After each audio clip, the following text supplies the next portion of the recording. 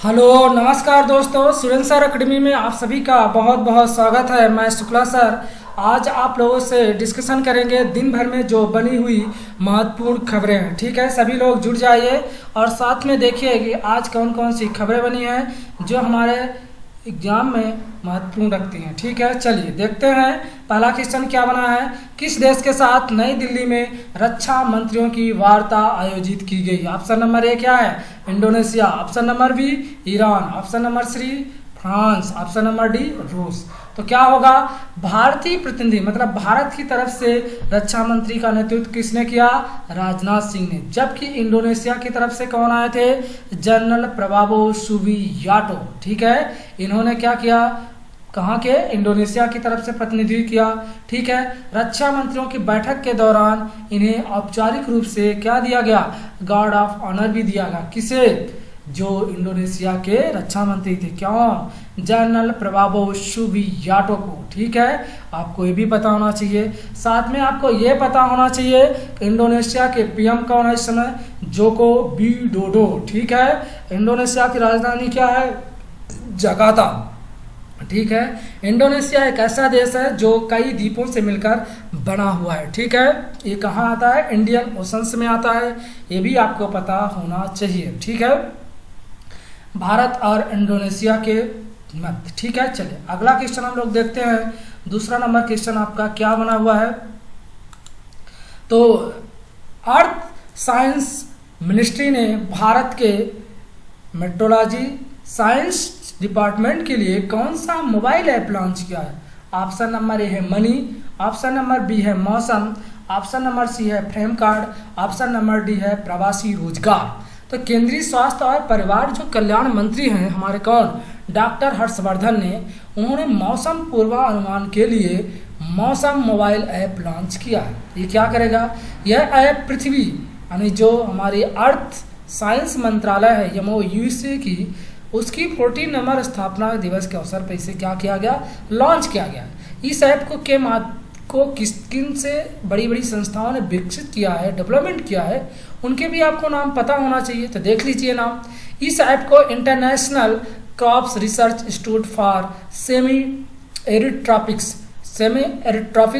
और Indian institute of tropical meteorology और कौन सी पुणे में जो स्थित है, और भारत मौसम विभाग यानी इंडिया मेट्रोलॉजी साइंस डिपार्टमेंट, ठीक है, द्वारा इसे क्या किया गया? डिजाइन किया गया और इसे विकसित किया गया। इसके साथ हर्षवर्धन जी ने और क्या लॉन्च किया? नॉलेज रिसोर्सेज सेंटर नेटवर्क भी लॉन्च किया। कौन? आपके जो इस समय स्वास्थ्य मंत्री एवं परिवार कल्याण मंत्री भी हैं। कौन? डॉक्टर हर्षवर्धन। और इन्हीं के पास साइंस एंड मेट्रोलॉजी डिपार्टमेंट भी है। ठीक है, ये याद रखिएगा, ये आपसे क्वेश्चन बन सकते हैं, इंपॉर्टेंट क्वेश्चन है। चलिए अगला देखते हैं हम लोग। थर्ड नंबर आपका क्वेश्चन क्या बना हुआ है? किस बैंक ने जो पेंशन प्राप्त करता है उनके लिए पेंशन सेवा वेबसाइट लॉन्च की है? आईसीआईसीआई बैंक ने, कि एसबीआई ने, कि आईडीबीआई ने, कि एचडीएफसी ने? तो आपको पता होना चाहिए किसने किया? एसबीआई ने, स्टेट बैंक ऑफ इंडिया। कौन?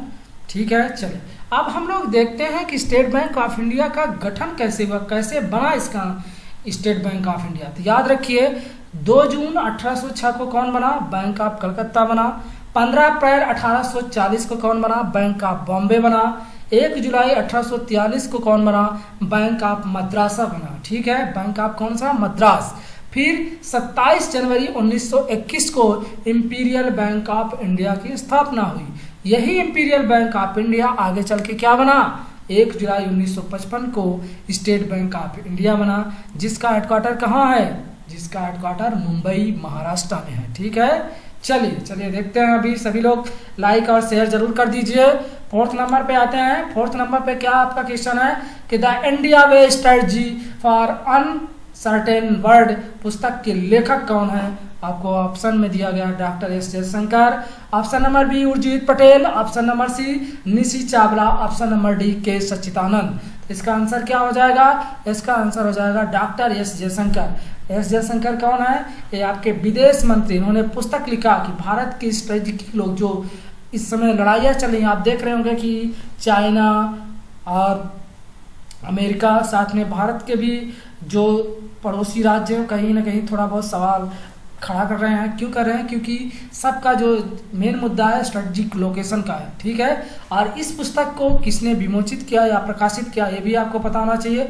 हार्पर कॉलिंस इंडिया प्रकाशन ने इस पुस्तक को क्या किया? प्रकाशित किया, ठीक है। आप सभी लोगों को पता चल रहा होगा। ये क्वेश्चन इंपॉर्टेंट है, आपके एग्जाम में पूछा जाएगा।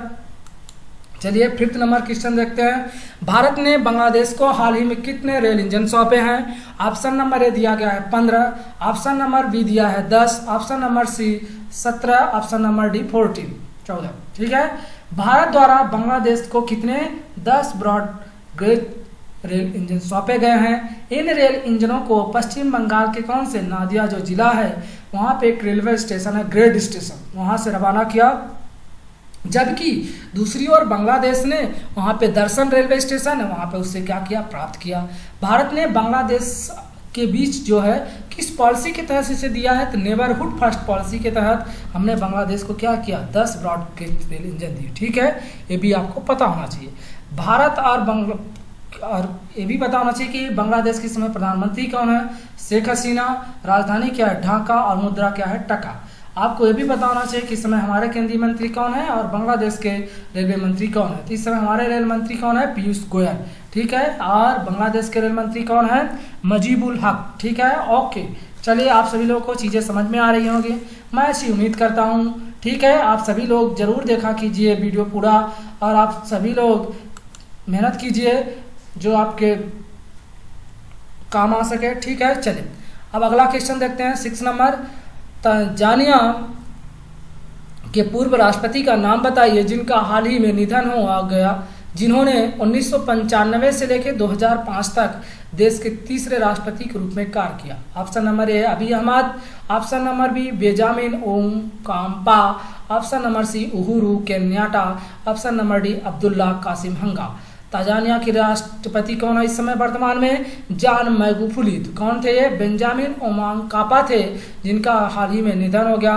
तंजानिया की राजधानी डोडोमा और तंजानिया की मुद्रा क्या है? Tanzania shilling. ये भी आपको चीज़ें पता होना चाहिए। चलिए हम सभी लोग देखते हैं अगला क्वेश्चन क्या है 7th नंबर, ठीक है। केंद्रीय गृह मंत्री अमित शाह ने में खादी और ग्राम उद्योग आयोग KVIC द्वारा चलाई जा रही कुम्हार शक्तिकरण योजना के तहत 100 प्रशिक्षित कारीगरों को 100 इलेक्ट्रिक पार्ट व्हीकल क्या किए? वितरित किए हैं। तो आपको पता होना चाहिए कि हाँ पे क्या आएगा। तो इसको मैंने थोड़ा सा मॉडिफाई किया है, तो देख लीजिएगा। ऑप्शन नंबर ए दिया गया है Patna Bihar, option number B Gandhinagar Gujarat, option number C Jaipur Rajasthan, option number D Lucknow Uttar Pradesh. तो आप सभी लोग देखिएगा इसका आंसर क्या होगा। तो गुजरात के सीएम कौन है इस समय? विजय रूपानी। गुजरात के राज्यपाल कौन है? आचार्य देवव्रत। गुजरात की राजधानी गांधीनगर। हाँ, तो गांधीनगर में ही क्या किया गया है? इसे उद्घाटित चलाई गई है स्कीम, ठीक है। अब आपको पता होना चाहिए गुजरात में लोकसभा सीटें कितनी हैं? 26, विधानसभा सीटें 182, ठीक है। राज्यसभा सीटें 11 यानी 11, ठीक है। आपको आगे ये भी पता होना चाहिए कि ये जो KVIC है यानी खादी ग्राम उद्योग है, ये किस एक्ट के तहत स्थापित हुई है? तो 1956 एक्ट के तहत क्या किया गया? इसे स्थापित किया गया। आपको ये पता होना चाहिए किस मंत्रालय के अंदर आती है? MSME यानी क्या होगा? माइक्रो स्मॉल मीडियम इंटरप्राइज इस मिनिस्ट्री के अंदर आती है। इस मिनिस्ट्री के इस समय मंत्री कौन है? नितिन जयराम गडकरी। कौन है? नितिन जयराम गडकरी। ये भी आपको चीज़ें पता होना चाहिए। इसका हेडक्वार्टर कहाँ है? किसका? खादी और ग्राम उद्योग आयोग का। तो कहाँ है? मुंबई महाराष्ट्र में, ठीक है। चलिए आप सभी लोग देखिएगा अगला क्वेश्चन क्या बना है आपका 8 नंबर क्वेश्चन। 8वां नंबर क्वेश्चन बना है स्वच्छ भारत मिशन से जुड़े जिस चर्चित चेहरे ने हाल ही पद से इस्तीफा दे दिया उनका नाम बताइए। खुशवंत गिल, भगवत सोनगरा, परमेश्वरन अय्यर, याकूब राही। तो इसका आंसर क्या होगा? स्वच्छ भारत मिशन कब लॉन्च हुआ था? 2 अक्टूबर 2014 को। कौन से के तहत? Sustainable development goal. अब आपको हम बताएंगे कि सस्टेनेबल डेवलपमेंट गोल क्या होता है। कैमा नंबर था ये? 6वां नंबर, ठीक है। चलिए तो इसका आंसर क्या था, परमेश्वरन अय्यर ने ये क्या किया है, अपने पद से इस्तीफा दे दिया। अब 2 अक्टूबर को किस महान व्यक्ति की जयंती रहती है, तो महात्मा गांधी की। इन्हीं महात्मा गांधी की जयंती के अवसर पे हमने स्वच्छ भारत मिशन लॉन्च किया था। अब आपको पता होना चाहिए कि SDG क्या है। यूनाइटेड नेशंस जो है उन्होंने एक प्रोग्राम चलाया था, उस प्रोग्राम के तहत 17 गोल उन्होंने हर विश्व के जितने भी यूनाइटेड नेशंस के पार्ट्स ऑफ कंट्री हैं, मानी मेंबर ऑफ कंट्री हैं, उन सभी को क्या किया गया था, ये दिया गया था कि 17 गोल निर्धारित किए गए थे। उन गोलों को क्या करना था, उन्हें अचीवमेंट क्या करना था। उसके लिए हर देश क्या कर रहे थे, अपने अपने देशों में स्कीम चला रहे थे। तो भारत ने सस्टेनेबल डेवलपमेंट गोल 6 के तहत आता है स्वच्छ भारत मिशन। ठीक है, आपको ये पता होना चाहिए। चलिए 9th नंबर क्वेश्चन पे चलते हैं, इसके बारे में जानते हैं। भारत के साथ किस देश ने मुक्त व्यापार करार FTA के लिए बातचीत शुरू की है? कौन सा देश है? ऑप्शन दिया हुआ है नेपाल, चीन, बांग्लादेश, ब्रिटेन। तो इसका आंसर क्या होगा? ब्रिटेन। ठीक है, भारत और ब्रिटेन ने मुक्त व्यापार FTA के लिए बातचीत शुरू की है, यानी FTA का full form free trade agreement. ठीक है, और इससे दोनों देशों के आर्थिक रिश्ते क्या होंगे? मजबूत होंगे। दोनों देशों के बीच हाल ही में वीडियो कॉन्फ्रेंसिंग हुई है और इसकी 14वीं आर्थिक व्यापार जो JETCO है उसकी बैठक थी। इस मुद्दे पर क्या किया गया? विचार विमर्श किया गया। अब आपको पता होना चाहिए कि ब्रिटेन के PM कौन है, तो बोरिस जॉनसन है। कौन है? बोरिस जॉनसन है। अब आपको पता होना चाहिए ब्रिटेन के बारे में कुछ जो सुर्खियों में खबरें रही हैं, तो आपको पता होना चाहिए कि ब्रिटेन क्या हुआ है, यूरोपियन यूनियन से बाहर हो चुका है। ठीक है, अब आपको पता होना चाहिए कि यूरोपियन यूनियन का गठन किस संधि के तहत हुआ था, तो रोमन संधि के तहत हुआ था। आपको यह भी पता होना चाहिए, क्या पता होना चाहिए कि जब ब्रिटेन अलग हुआ तो उसे क्या नाम दिया गया? ब्रेग्जिट।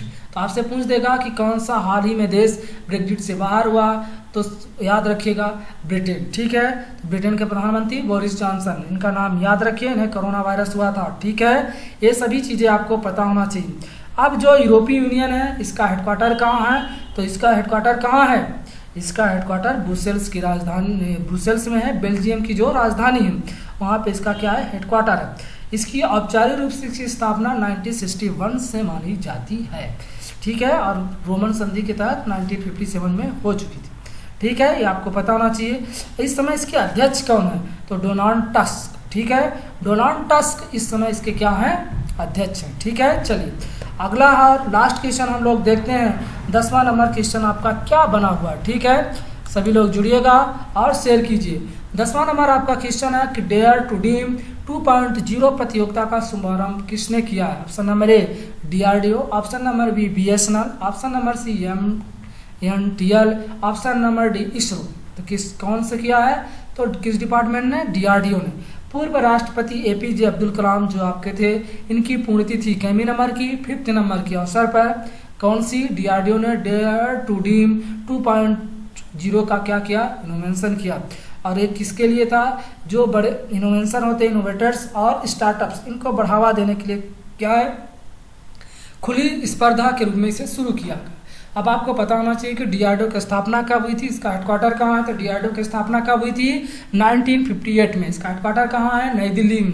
इस समय इसके अध्यक्ष कौन है? जी सतीश रेड्डी। आप डेली सुनते रहिए, जैसे जैसे खबरें आती हैं आपको डेली मैं ऐसे पढ़ाते रहूँगा, तो धीरे धीरे सभी न्यूज आपको मुँह जवानी याद हो जाएंगे। ठीक है, सिर्फ आप इंटरेस्ट लगा के पढ़ाई कीजिए बस। देखिए आगे चल के और अच्छे अच्छे आपको जानकारियाँ मिलेंगी। ठीक है, चलिए देख लेते हैं इनके APJ अब्दुल कलाम के बारे में। इनका जन्म कब हुआ था? तो 15 अक्टूबर 1931 को। इन्हें कौन कौन सा पुरस्कार दिया गया था? तो भारत रत्न पुरस्कार दिया गया था 1997 में, ये भी याद रहना चाहिए आपको। इन्हें ये भारत के कईवें नंबर के राष्ट्रपति थे 11th यानी 11वें नंबर के राष्ट्रपति थे। आपको ये भी पता होना चाहिए कि इन्हें पद्म विभूषण कब दिया गया था? तो 1981 में दिया गया था। पद्म विभूषण कब दिया गया था? तो आपको पता होना चाहिए 1990 में। पता है ना कि भारत रत्न भारत का सबसे बड़ा सिविलियन पुरस्कार है। उसके बाद कौन आता है? पद्म भूषण आता है। ठीक है, उसके बाद पद्म विभूषण, इन्हें ये तीनों अवार्ड पाए हुए हैं। ठीक है, और फिर आ जाता है पद्म श्री। ठीक है, ऐसे सिविलियंस अवार्ड होते हैं। ठीक है, भारत के विंग्स ऑफ फायर इन्होंने एक बुक लिखी है। इन्हें मिसाइल मैन कहा जाता है। इन्होंने विजन 2020 जारी की थी। कौन? आपके डॉक्टर APJ अब्दुल कलाम ने ही। इन्हें मिसाइल मैन कहा जाता था। इन्होंने 5 मिसाइल लॉन्च की थी आकाश, त्रिशूल, अग्नि और नाग। ठीक है, ये सभी चीज़ें क्या रखिए, याद रखिएगा, ये पांचों मिसाइलों के नाम। और साथ में आपको पता होना चाहिए। आप सभी लोग ऐसे जुड़े रहिए। थैंक यू, धन्यवाद आप सभी लोगों का। ठीक है, चलिए।